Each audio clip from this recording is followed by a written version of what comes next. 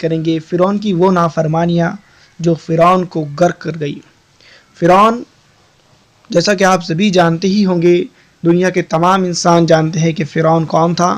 فرعون ایک مصر کا بہت بڑا بادشاہ تھا۔ اس کی حکومت مصر والوں کے لیے ایک طرح سے دیکھا جائے تو وبائے جان بن چکی تھی۔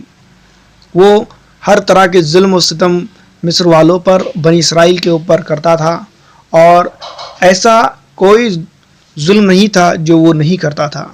جب حضرت موسیٰ علیہ السلام اس کو ان سب چیزوں سے پرے کرنے کے لیے اور اللہ کے نزدیک جھکانے کے لیے اس کے پاس گئے تو اس کی نافرمانیاں اور اس کی باتیں اور بھی خدا ترس ہونے لگی، اور وہ اپنے آپ کو خدا سمجھنے لگا۔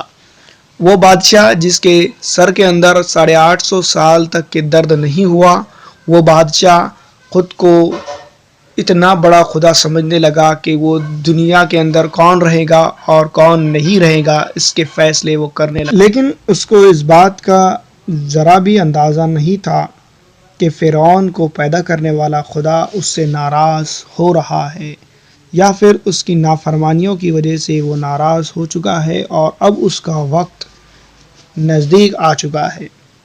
فرعون تو پھر بھی صرف مصر کا بادشاہ تھا، وہ خدا جس نے اس کو بنایا تھا وہ پوری کائنات سے بھی زیادہ کا مالک تھا۔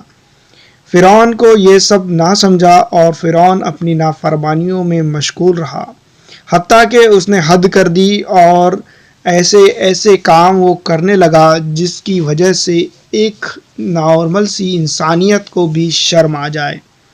فرعون خود تو خدا سمجھنے لگا اپنے آپ کو، اور بنی اسرائیل اور اس کی رعایا پر ظلم کرتے ہوئے خود کو بھی خدا منوانے لگا۔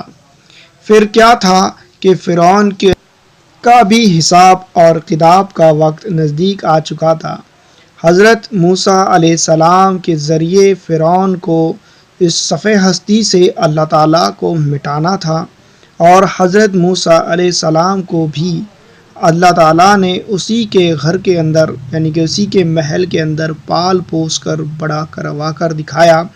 وہی فرعون جو بنی اسرائیل کا دشمن ہو چکا تھا، اسی کے گھر کے اندر اس نے حضرت موسیٰ علیہ السلام کو بڑا کیا، اور حضرت موسیٰ علیہ السلام کے ذریعے ہی اس کو اس دنیا فانی کے اندر کر کے عبرت کا مقام بنا کر رکھ دیا۔ فرعون کی نافرمانیوں کا بوجھ فرعون نہ اٹھا سکا اور اس کو توبہ کا بھی موقع نہ ملا۔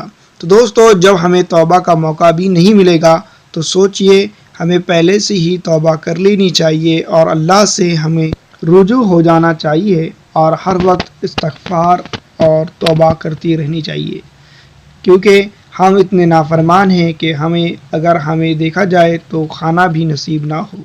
دوستو، اس ویڈیو میں اتنا ہی۔ اگر اچھی لگتی ہے تو اس کو لائک اور شیئر ضرور کر دیجیے گا۔